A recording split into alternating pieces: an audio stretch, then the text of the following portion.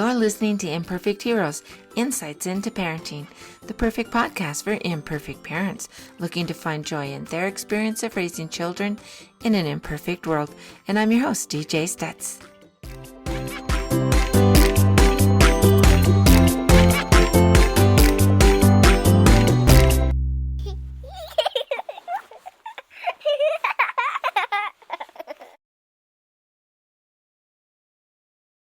Welcome, everyone, and thank you for choosing to spend the next few minutes with us here at Imperfect Heroes, Insights into Parenting. And before we get started, I just want to remind everyone that voting ends October 1st. So this podcast has actually been nominated as Best Podcast in the category of Family, Parenting, or Parenting, Family, and Kid by Women in Podcasting. So that's kind of exciting. I'll have the link in the show notes. You just go there, click on it, and vote for us, and we'll see how we do.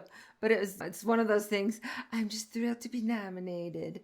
So thanks for everyone for all the support that you give the podcast and my coaching and all of that. I really appreciate it. So this month, as you know, September, we are talking about self-discipline and how important that is for our kids. How do we develop it in our kids? How do we know when they're on the right track or when they may be veering off? How do we keep track of that and then know what to do? Well, my guest today, I love him, Jeff Nelligan, and he is a dad extraordinaire. He's got a couple of books out. And in fact, Jeff, I didn't tell you this earlier, but one of my grandsons just graduated from high school in Northern California, salutatorian, 4.3 GPA, and Wow. Off he's going. And I gave him your book, 4 Lessons from My 3 Sons. And he said, Nana, I'm not a parent yet. And I'm like, yeah, but you're going to learn how to be a kid. Learn the lessons from this guy that's teaching. You're not learning it as a parent right now. You're learning it as a kid and the important decisions that he's going to be making at this point in his life. Wow. What you do now is going to change the scope of the rest of your life and the life of your kids and your grandkids. So these are important things. And so I gave him your book. And so last time I talked to him, which was just a couple days ago, he's read the first 2 chapters. So that's Right. pretty exciting. I love your books, both of them. And so we're going to have all the information on how to get those in the show notes as well. But okay, so Jeff, we are talking about the importance of self-discipline in our kids. And for me, one of the signs of self-discipline is when your kids are doing the right thing when no one knows the difference. No one's watching. And they could get away with it, but they choose to do the right thing. That's a huge piece for me of self-discipline. So why don't you share with some of the things? You've got the 3 boys. They're successful, amazing kids. Let's talk a little bit about that. Certainly. Hey, first of all, congratulations on the podcast nomination. That's great news, but it shouldn't come as any surprise to anybody who listens to you. So that's great. And I also have to say, DJ, it's always good talking to you because you're a mom, you're around kids 24/7. You have this huge extended family. You know, you are right in the heart of what parenting is all about. And I'm not saying that to say it. It's the truth. I mean, this lived experience is something you're going through all the time. So your wisdom and your voice is of particular interest and importance. Probably one reason that's why the podcast nomination. You know, in speaking about self-discipline, what we've talked about before is, I think at the heart of it, the heart of self-discipline and what you said about doing the right thing when no one's looking, it's called conscience. That's what a conscience is. Always doing the right thing when it becomes a reflex. And I think the biggest thing in self-discipline, particularly for young kids who are starting to form into humans, young humans, child, preteen, adolescents, is just routine. And routine is just the routine of not only the kid having to do certain things at a certain time, but also the parent modeling it. And to give you an example from the book that we discussed, we had in our kitchen a big calendar, and it was 2 feet by 3 feet, and on it was the month. And on every day of that month was everything that each kid had to do, as well as the family. Academic, tests, papers due, athletic events to go to, practices, chores, neighborhood events, family outings, play dates, everything that happened to a kid in each single day was placed on there, written on there by a designated son who would go around and get all the information. But the routine was everyone was prepared. And being prepared means there's no drama, there's no excitement, there's just this steady grind through a day to the end of a week. And that routine builds that self-discipline because the kid knows exactly what's expected of him or her on any given day, and thus is not surprised and gets into that groove of accomplishment and undertaking and ultimately satisfaction. Yeah. And I think too, it's so important, and especially with our younger kids, as they're first starting to develop, to be able to feel confident in knowing what's coming next. Yeah. I know what's coming next. And so it's not all this chaos that's around me, which is going to, honestly, it kind of scrambles their brains in the way that they understand the world around them. They will find that self-discipline in being able to know this is what I'm preparing for. This is what's coming on. And even kids as young as 2 and 3 thrive on routine.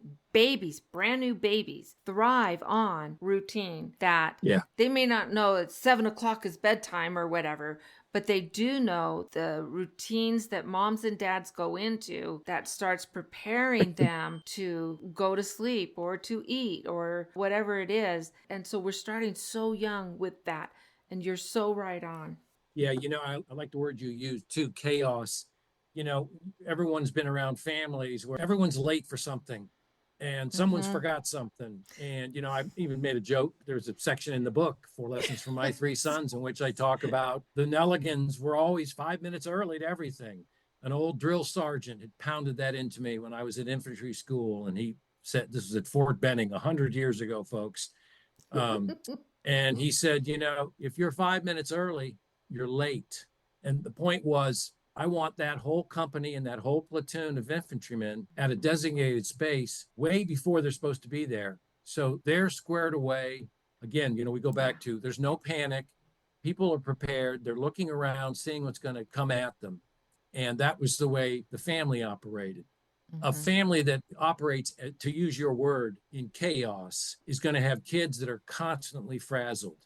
And a family that operates in just that smooth glide, being there early, knowing what is on the next day or the next week, that's a family whose kids are going to be a lot more stable and probably a little bit more sophisticated about how things really work in the world.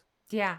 And I just can't express too much how that affects our kids. So we wind up with, if they're little and all they know is a chaotic family, everything's just rushing all around and we're always late or we're always in a rush or I can't find this and I can't find that and whatever. So anyone who's listened to me for very long, they know that we adopted our youngest out of foster care. She was 12 years old and chaos was her comfort zone. And so when things became too normal, or even if she looked like she was going to succeed at something, she would work her butt off on a project or a goal, and she would get so close, and then she'd have to mess it up. And I'm like, you put so much time into this. Like, I'm so surprised. And she would slough it off. But now as an adult, and we've been able to have different conversations that she's an adult, and she's like, Mom, you were right. That I still, like, if things are too calm, if things are too organized, I'm uncomfortable. And so we don't want that for our kids. We want them to find comfort in being able to finish a goal, being able to see what's coming on and be prepared, and not having that chaos in the morning when we're trying to get out the door or dinner ready or whatever it is. Yeah. And it also, it's not only just the routine. I use the calendar in the kitchen as just kind of a primitive, very simple example. And, parents listening now, mom and dads are going, well, we have one of those and good for you if you do. That's good. I mean, that's a simple way of managing it because kids 5 years old can react. Another thing we did is Sunday night, we'd all sit down in front of the calendar and say, hey, what's your day of days this week? What's the big thing that you've got to be prepared for? Obviously, it's a test, a big test, or it's a big game, or it's a big social situation. So again, you're reinforcing that idea of just knowing everything ahead of time and being organized. But I think another way of, enhancing the self-discipline, and again, this is what I did with my sons, is I put them all on teams very early age of 4, first soccer and then later lacrosse. Because if you're on a team, you learn 3 things. You learn the camaraderie of being with a bunch of other kids your age who are seeking a goal. Even if you don't like a few guys in the team, you still have to get along with them. Right. The second thing you learn is you learn that adversity. There's a winner at the end and a loser. And if you become too comfortable with being that loser, that doesn't work later on in the real world, not just in rec soccer in 4th grade. But the best thing about a team, the third thing is, and it goes right back to your theme of today, is discipline, self-discipline. If you don't want to sit on the bench as the ages get older and the teams get more competitive, then you've got to practice. And mostly that's practice on your own. You have to force yourself, or maybe you love this sport, so you like practicing, but you have to build that discipline into your day to say, I'm going to, like I was explaining earlier, I'm going to take my lacrosse stick and the ball, and I'm going to aim it at that brick on the wall, and I'm going to hit it 200 times before I go in. It's that self-discipline. Now, we speak about, well, the athletic metaphor is an easy one, but it can be replicated in anything, in marching band, in theater productions, in the Scouts, in dance companies, swimming, anything that brings a lot of kids of a like mind and supportive parents together that is aiming at that goal. You can build self-discipline that way as well. Absolutely, you can. And I think that it's also understanding that other people are counting on you. Yeah. It's not all about you. Love you. You're adorable. You're cute. You lighten my day. But it's not all about you. It is about how you affect the others that are around you. And that's part of executive functioning, is really key for even young kids. So when I was teaching kindergarten, that was one of our things when we would offer choices, is to say, this is a choice you have. What's going to happen to Joey if you do that? What's going to happen to our classroom as we're trying to learn something if you're riling up the room and whatever? And often I would say, is that what you really wanted to happen when they make a choice, or somebody's hurt or somebody's sad or whatever? I would point out, Susie's feeling really bad because you called her or whatever. Is that what you wanted? Did you want her to feel sad? Now, some of my kids were very honest and would say, yes. I wanted her to feel bad. And so it's like, okay, so we'll go a different route. But I think helping our kids, even again at a young age, and when we're saying gentle touch when they're around a baby or even a pet or whatever, and we teach them gentle touch. Well, why gentle touch? We don't want to hurt them. We don't want them to feel bad or whatever. And you have an effect on how that other person is feeling. And you have a responsibility in the way that you interact with that brand new baby or the puppy or whatever to make them feel safe and to actually be safe. And where does that go? And kids can pick up on that. And I was a big sister at 14 months. And I'm the oldest of 7. So I watched this process many times. And at 14 months, a year and a half, you can say, ooh, soft touch, and you're taking their hand and you're helping them understand what soft touch is. Those are the very inkling beginnings of self-discipline. Yeah. And that I didn't even think of that aspect you just brought up, that other people are relying upon you. But, of course, it makes perfect sense. I mean, I look at the evolution of my sons, who, once they were 14 months, and then they were 4, and then they were 14, and then they were 24. And that aspect now, all of a sudden, I can't, I never thought of it before, but they were pretty good at self-discipline. Maybe it was the calendar, maybe it was the way the parents modeled themselves around these kids. But the self-discipline leads to achievements. And then those achievements throughout like a kid's life, like my middle kid, who know nothing, just another guy growing up, but through self-discipline and everything else that was happening to him, kind of emerged as a leader. He was a 3-sport captain in high school, and then he went into the Naval Academy, and then next thing you know, he's on a guided missile destroyer. But a very disciplined guy. I mean, if you're not disciplined, you don't get in the Naval Academy. That's just the way it is. The world honors disciplined people. undisciplined people are too erratic for the day-to-day work of accomplishment and success in the world. And yeah, you'll have some outliers, but that's the way it works. So when you talk about the self-discipline of a kid who's 4 and then 14, and then I'm thinking of this kid at 24, yeah, there was a lot of people relying on him. He was he was in the Persian Gulf and the Strait of Hormuz at night with Iranian mines and patrol boats all around him for Oh my weeks at a goodness. time. And he was officer of the deck of the bridge, guiding the ship through them. Now, here's a 24-year-old kid responsible for 250 guys on a guided missile destroyer. And that's the guy they went to. They could have gone to a dozen other, second lieutenants.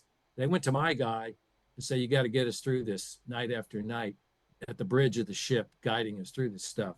So I never thought of that, people counting on you. But there's a real world example where it does come and where it does occur. That same scenario I just laid out has happened to him a lot, as well as the two other guys. Goodness. So yeah, there you go. Right. I didn't even think of it. And then that kind of sparked that recounting. Thank you. And I think too, as we're teaching our kids, how many times have I even heard adults excuse really bad behavior, rude, awful behavior, because they were mad, or because I was tired, or I had a bad day at work, or whatever. And they're making excuses for their own lack of self-discipline. And suddenly it's okay that I do that. But would you give that excuse to your kid? Like if your kid just had a bad day at school and they come home and start screaming and yelling at you and calling you names or hitting the wall or hitting another person or whatever, would you let them have that excuse? And yet I see that happening even in public. So a clerk isn't able to do whatever you wanted them to do, or maybe the clerk's having a bad day. I don't know. So let's make it worse. But how we manage our own self-discipline in our behavior, in our words, in whatever, really does set an example for our little ones. Yeah, and you hate to beat up on parents who've had a rough day or whatever, but then it goes back to, you got to model for the kid. You're on stage until that kid shuts his eyes at night. That whole day, you're right front and center and the spotlight's on you. So you can't afford to have those kind of moments. And if you have them, they better be dang infrequent. Yeah. Because if you lose it once, it's a slippery slope. You lose it once and then you lose it twice and then you lose it 22 times. And the kid is looking at you. And of course, that's the first person and the first individual from whom they're going to take their signals. So it's the parent that's got to be the one that's keeping it cool no matter what. I remember in one of the sections of the book, again, 4 lessons for my 3 sons. I'd just been fired from a job because I was a campaign guy and I was on the wrong side of an election. And it was evident to everybody in the family. Dad got fired. And we were playing football one Sunday, as we always did. And I said, hey, man, one more throw and then we'll get the donuts, like we always have been doing for years. And the oldest kid shrieks at me as I'm letting this rainbow go downfield. Dad, you got fired from your job. We can't afford donuts. And I just turned to him and I finished throwing the pass. I turned to him and I said, yeah, it's the end of the world. In the most sardonic fashion and voice I could possibly manage. And he was just in terror. And the youngest kid was with him and he was too. And then the other kid came back and I said, let's have a seat at the 50-yard line, my office, my new office. And I said, you know what, guys, it's not a big deal. Yeah, I got fired and it's not pretty, but I'm going to rally. I'll get a new job. I got you guys to keep me company. I got to work on my throwing arm. This is nothing in the scheme of things. Don't panic. And so they knew the old man was in control. He knew what he was doing here. And it just eased the drama balloon. And no anger, no screaming. Talk about a bad day. Yeah, you're fired. Okay. Now what? I got 3 kids in private school and I have no income. Yeah, that's a bad day. That's a really bad day. But they kept using that phrase. That became one of the phrases they used when they got in a bind. They drop a gallon of milk on the floor of the kitchen. Oh, it's the end of the world. Or they get a D on a test. It's the end of the world. Yeah. It just, like I said before, it deflated the drama balloon so that they could handle something and not get into this panic, or to use your earlier word, not get into this chaos of mind that everything was going to fall apart on them. And that's the modeling that the parent should have. Now, was it easy for me? No, it's not easy for me. But to panic in front of the kids because one says you got fired from your job and we can't afford a dozen donuts can't let that go unanswered. And you have to answer it by calming everybody down. And maybe that's a piece of advice for parents who come home who've had a bad day. If they can top that bad day, then maybe they're allowed to go nuts a little bit. Yeah. Well, and I think it's okay too to even, you sit down and the kids are just like, you know what, mom's just had a really, really rough day today. I need 10 minutes, I need whatever, so that I can calm down because I'm really not calm. I look calm, I am not calm inside. So let's set the timer for 20 minutes, whatever it is that you need, and give it to the kid. And say, will you come get me when this timer goes off? Now, they're in charge. They've got something to do. And then they can come in and say, Mom, timer went off. Okay. And you're going to have to suck it up because your mom or dad, you've had that time. And then you're going to go in and say, okay, thank you for giving me that space. I really needed it. I feel a little better now. And you know what? I've got you guys near me, and that always makes me happy. What are we teaching our kids with that? That is a great story. Man, I wish I'd thought it. I mean, that's just wonderful. Hey, kid, watch that timer. When it's up, come get me.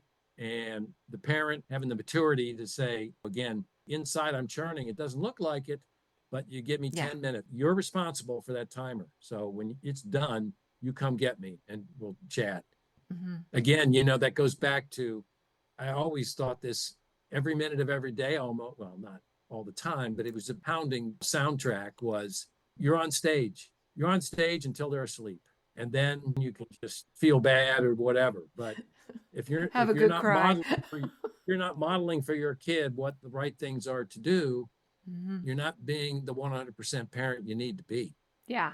And the fun thing is when your child comes home from school and gives you the timer and says, I need 5 minutes. That's great. Wow. What a super scenario you've set up. I really like that. It's a lot of fun. And I think too, keeping things in perspective, I love that you said that it's not the end of the world. So I think as parents, and then we teach our kids to do this through those kinds of things, keeping things in perspective helps us. That takes so much self-discipline, but to really look at how bad is this really? And then what's the next step that I need to do instead of losing my mind, getting all upset. Right. You're so right about I like the way you put it. That's a perfect phrase, keeping it all in perspective. And maybe that's what you've had. Well, obviously, it's what you've had to do as a teacher, a mom, a grandmother, the whole gamut of things that you do around kids, keeping it in perspective, because every day, no one gets a free ride in life. And no adult and no kid. So the sooner that you can get a kid able to get beyond the obstacle of the day and the setback of the week, just like an adult does, the more confident they become in handling them as they come down the line. In the book, I gave them tests and challenges in order to build that resilience, to keep that perspective. Like we spoke about earlier, we're in a big indoor mall Saturday, churning with people and noise and everything else. And I yank out the wallet. Get the I love this story. $5 in change. Each kid gets a $5 bill. Give them a test. And of course, the tests graduate. But they're constantly running into obstacles. So why don't you prepare them for those obstacles by giving them challenges so they know they can get over the next challenge? And I will tell you, any parent knows, and I know better than maybe most of the parents listening, because my kids are growing up. The oldest is 28 now. And like you mentioned in the beginning, they're all 3 military officers. They're facing challenges every dang day. Yeah. And they're facing challenges in which they're responsible for 40 or 50 men and women. But it all starts back when they were 4 or 5, and I was saying, you need to do these things. At 7, hey, Junior, you need to get into the car with me, and we're going to change the oil. And you're going to get it in your face a little bit, but you're going to learn how to do it. And then you're going to learn what the engine compartment is, stuff like that. Because talk about putting things in perspective.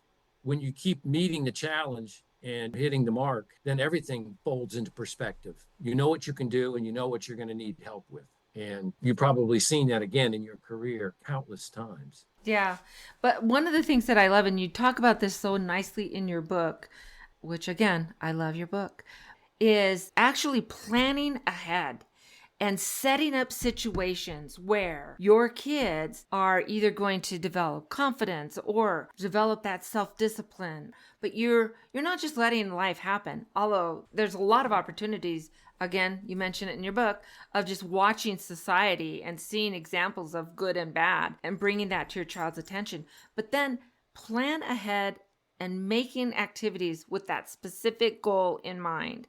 And how am I going to teach my child this? And then we're going to go to the mall and give them $5 and say, go get change and bring it back. And find that confidence and that ability to speak to someone and to navigate a busy place. And so I love that you really bring in that plan ahead and then specifically plan those activities that are going to teach this lesson. Yeah, and it's easy to do in this modern age. For example, by the time they turned 8, they had to make every appointment. They had to call the doctors and the dentists. Wow. Whatever endeavors they had to do, I'd say, here's the number. You make it for one of these days. I'll give you the days. You call and you do the whole transaction. Back to school. For back to school shopping for clothes, I'd literally give the guys cash and say, okay, here we are in the middle of Sears or Marshall's or Old Navy. Here's some cash. What things do you need? And we kind of put there, make a list of what they needed. And I say, go get them. I'll be standing right here. Go get your stuff. Try stuff on, make sure it's your right size, maybe a little bit bigger because you're going to be growing. But yes, you get it. And here's the money to pay for it, and take as much time as you want. And all 3 would go off and do it. They'd buy whatever they needed from their list that we'd compiled all together, and they'd go get it. When I would tell parents that, they go, what the hell? And I say, yeah, why do I need to walk around with them choosing what they're going to wear for the next 6 months to a year? They know best. They know better, and they can do it. Because if they can't do that, what the hell's going to happen to them in 3 months at school in the midst of a bad scene? So they have to learn how to do this stuff. Parents couldn't believe it. We go shop for school supplies. I just turn them loose in a Target and a Walmart and say, here's some money. Go get whatever you guys need. I'll be standing right here. We made some lists up. You see anything else you need? Subtract that from the list and bring it all back. Here's the cash. Buy it, and I'll see you. I mean, parents today, they can't even conceive of something like that. That was just routine. That was routine. We go to a restaurant. I pointed to a 6-year-old kid, and I said, you're going to memorize everything that we are ordering, and you're going to tell the waiter exactly what we want. What I'm saying is these kind of endeavors and these tests present themselves every moment of every day. And whatever the season is or whatever the time is, whether it be buying all your clothing for back to school on your own or all your school supplies or memorizing this, or, hey, here's the old man's ATM card. Go get me $300. I'll see you back here in 20 minutes.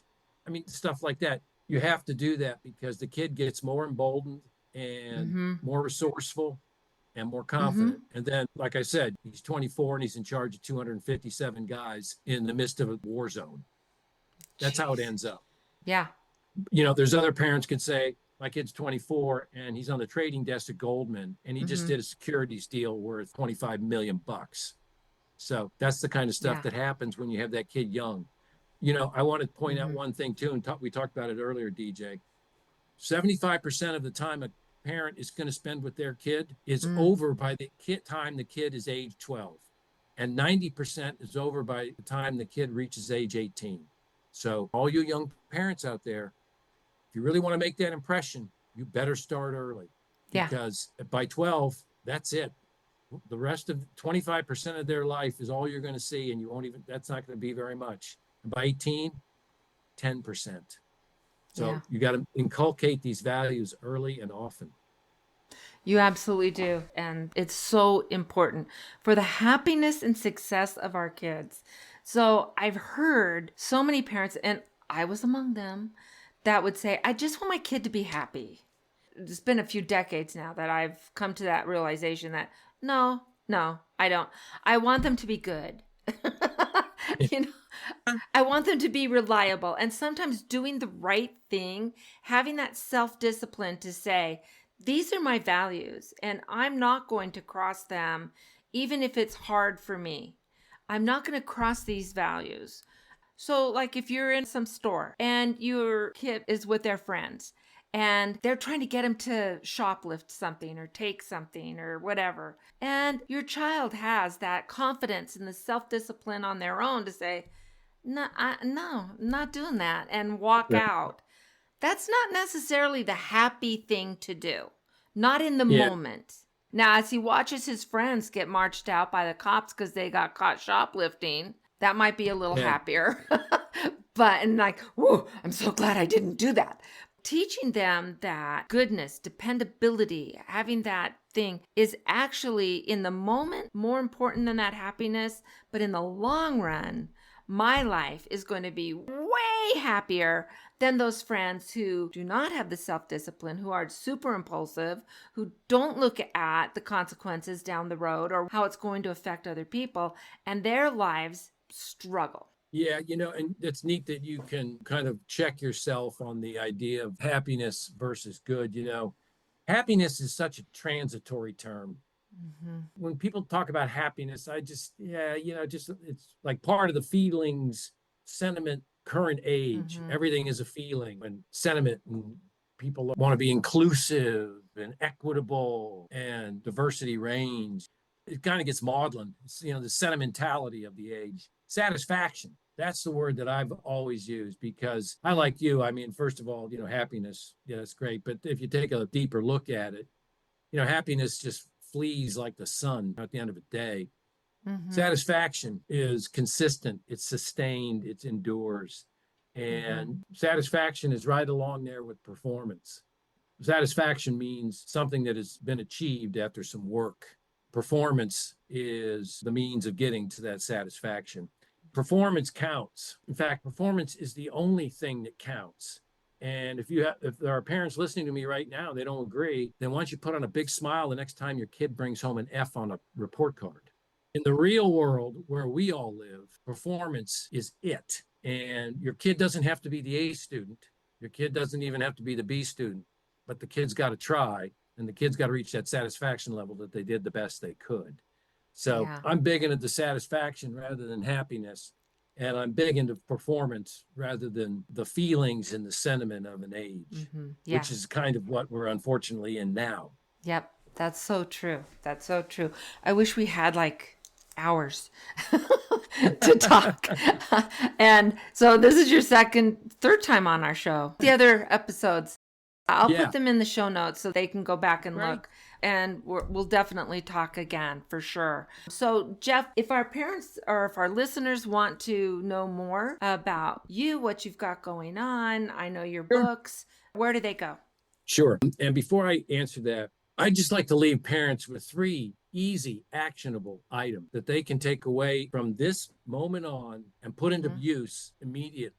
Number 1, I don't know everything about parenting. I think DJ knows a lot more than I do about parenting. But in my own little way with my 3 sons and their magnificent mom, here's 3 things you might think about. Because if you read my book or go to my site, you'll see the progress of my kids.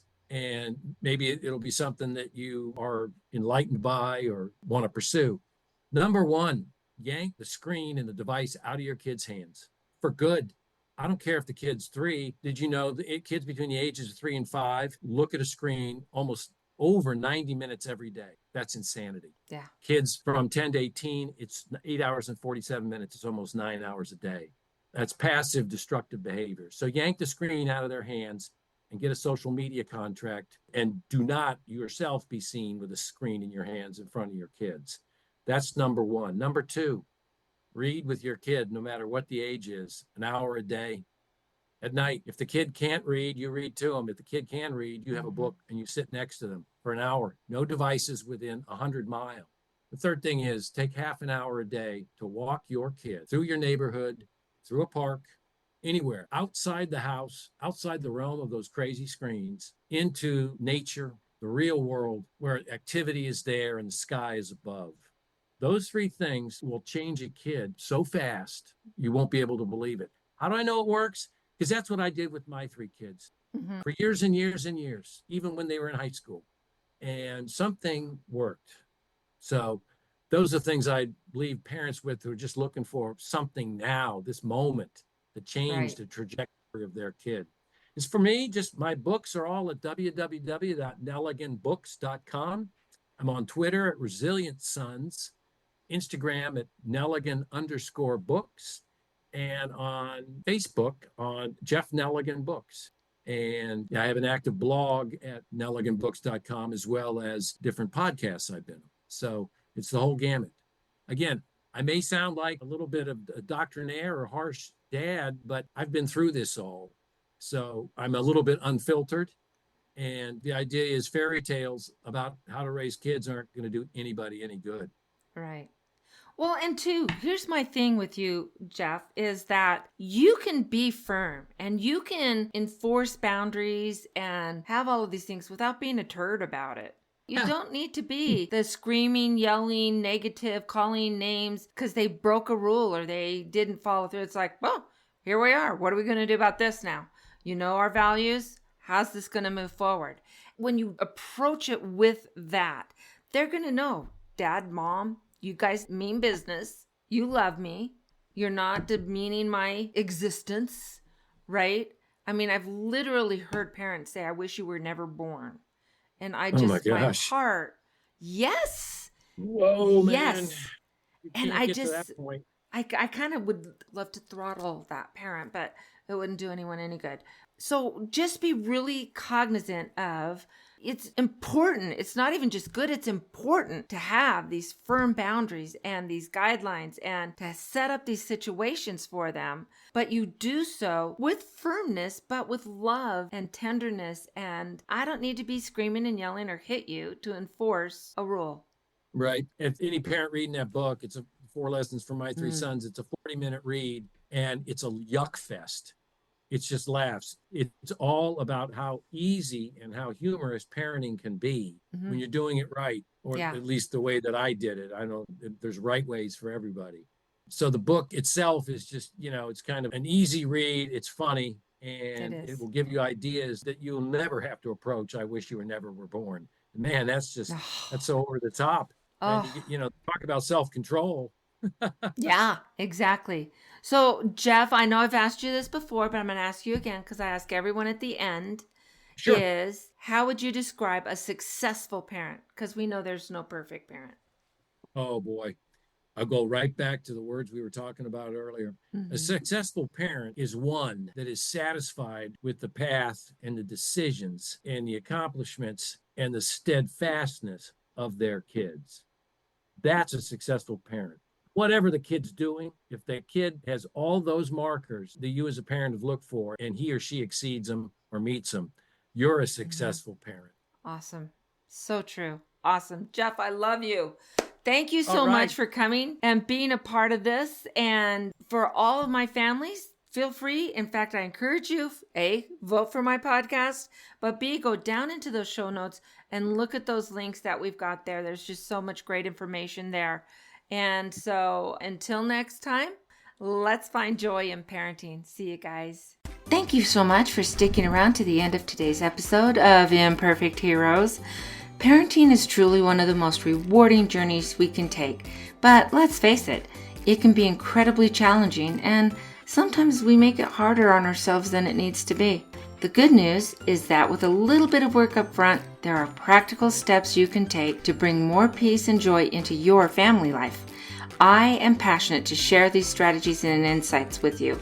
If you're ready to step on the path to joyful, effective parenting, I invite you to schedule a family checkup. Just click on the calendar link in the show notes below, schedule a time that works perfectly for you, and let's work together to create a more harmonious and happy environment. And remember, every small step that you take today makes a big difference. So thank you again for joining us, and until next time, let's find joy in parenting.